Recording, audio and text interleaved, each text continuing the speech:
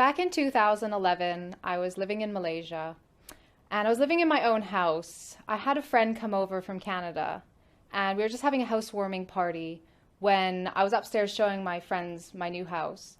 And my best friend, she was downstairs with my dog. Suddenly I heard a loud bang and my dog yelped. And I thought she just knocked something over because she's a bit crazy anyway. When I went downstairs, my best friend looked absolutely shocked. She was so pale and white. I asked her what happened and she said my dog was walking towards the glass sliding door and it slammed shut by itself in front of her. And we freaked out. We so freaked out. We left, we shut the doors, we're like, let's go out. We came back later and had forgotten sort of all about it. My friend left, went back to Canada, and I continued living there. Over the next couple of months, some strange things were happening in the house, but I could just give them an excuse, you know. I would come home and something I had left there was now over there. And I just said, okay, well, maybe I forgot. Or I would hear something drop in my room and nothing had moved. After probably about 4 months, I came home one night. I went to my bedroom. I put my dog in her bedroom. I went to my bedroom, started to get ready for bed, and I noticed the light was on outside of my bedroom.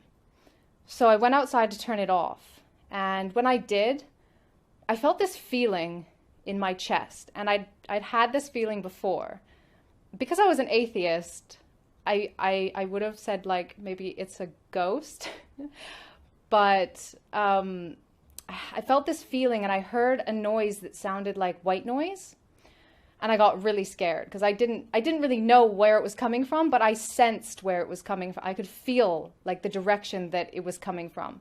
So I just shut off the light and I shut my bedroom door and I locked it. And when I turned around, something hit my door so hard. The whole door shook and my heart literally fell out of my chest. Like, I was terrified. I've been in situations where I thought I might die before, but I never sought refuge in a God because I didn't believe in any God. But in that moment, my mind was completely clear, and the only word in my mind was Allah. So against my natural judgment, I said to myself, Allah, if you're there, protect me, because I don't know what this is and I don't know what it wants from me. And I went to bed, and I thought that I was going to take ages to sleep because I was so scared. I just put something on my laptop and, within 5 minutes, I was asleep. The next morning I woke up and I'm a pretty logical person. So what happened the night before was really logical for me. And so I sat on the side of my bed and I kind of thought about the whole situation. And I did what I guess you would call make dua. I prayed in a way, and I just kind of had an honest conversation.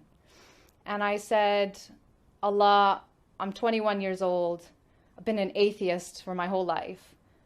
If you want me to be Muslim, then guide me, because I'll never find my way on my own. And so after that, I really felt this pull to learn about Islam.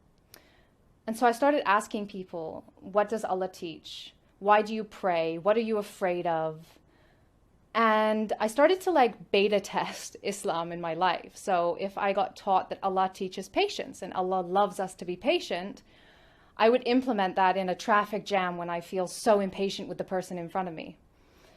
And the situation would get better, or I would at least feel better. And I felt this positive influence happening in my life. So I went to France in April for work, and I actually stopped drinking while I was there. And this was months before I even thought about really converting. And I feel like these were baby steps that Allah was putting in my life to make it not such a big change when I finally decided to make the decision that He knew I would make eventually.